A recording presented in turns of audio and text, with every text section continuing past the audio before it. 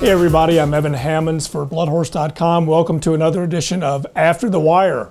We're going to start off this week at Santa Anita and the Robert Lewis Stakes, where we had a mildly unsettling stretch run where 3-2 favorite Liaison clipped heels and nearly went down. It did toss rider Rafael Bejarano. Apparently both horse and rider seemed to be okay. Now Groovin' Solo had come off the rail around the bend, swerved back in towards the inside, causing the disturbance. Liaison was squeezed between Groovin' Solo and Isn't He Clever, who was the tiring pace center. Now Groovin' Solo was rightfully DQ'd from third to last behind Liaison, but Liaison clearly was not going to win the race. As the field was moving down the backstretch, Bejarano on two occasions was trying to throttle back at the early run of Liaison as he tracked the speed. As they moved around the turn, it pretty much looked like Liaison was done. Now what separated the men from the boys in the Lewis were the second and third quarters of the mile in the 16th race. With a quick opening quarter of 23 flat, the second quarter was timed in 23-3. The next quarter was also in 23-3. And so our congratulations go to trainer Doug O'Neill for having his colt.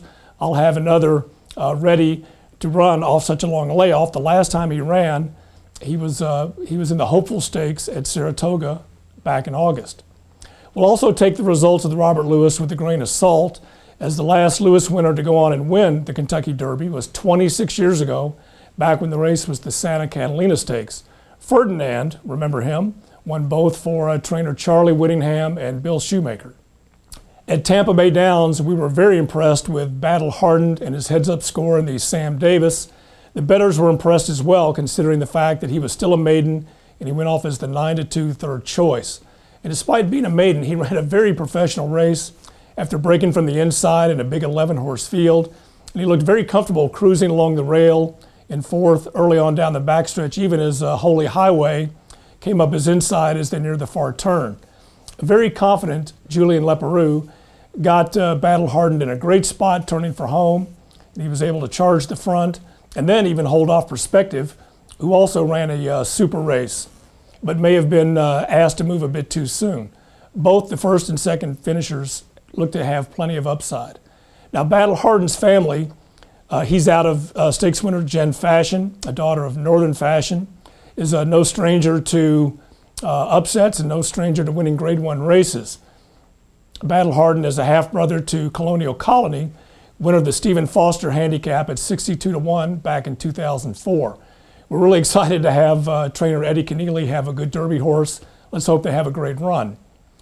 Now, the New York Racing Association swapped out the Whirlaway Stakes and replaced it with the Grade 3 Withers, but what they really got was about a carbon copy of the Count Fleet Stakes back on January 7th. Alpha, Darley's homebred son of Bernardini, got a great stalking trip off a moderate pace. He blew to the front when he was asked under Romain Dominguez and cruised home an easy winner, pretty much the same as he had done the month before. Now, while he looked really good doing it, the inner fractions of the race weren't really anything to write home about. The fraction from the 3 quarters to the mile was 25 flat, and the final eighth was 6 2/5. Now, we're high on the colt, but he's going to have to prove it to us again on March 3rd in the Gotham Stakes. Before we close, here I'd like to give a shout out to owner Evelyn Benoit and trainer Al Stahl for Star Guitar's win Saturday night in the Louisiana Bred Premier Night Championship. The 7-year-old son of Quiet American has won this race now 4 years in a row, and he's about $50,000 away from becoming the all-time Louisiana Bred champion. Congratulations, old boy.